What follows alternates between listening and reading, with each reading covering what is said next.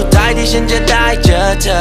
เรื่องในวันนั้นไม่ใช่แค่เรื่องบังเอิญคงไม่ได้ดังใจที่เธอเคยพบเคยเจอความสัมพันธ์มันจบลงทั้งที่ยังแฮงโอเวอร์ยังเสียใจกับเหตุการณ์ครั้งนั้นโทษเอาไว้ในใจทำไมเธอถึงไม่รั้งฉันเคยรักกันมาเท่าไรมันคงเป็นเรื่องที่เพ้อฝัน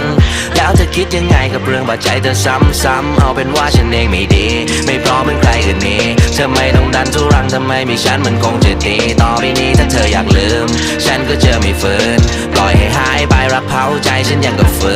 น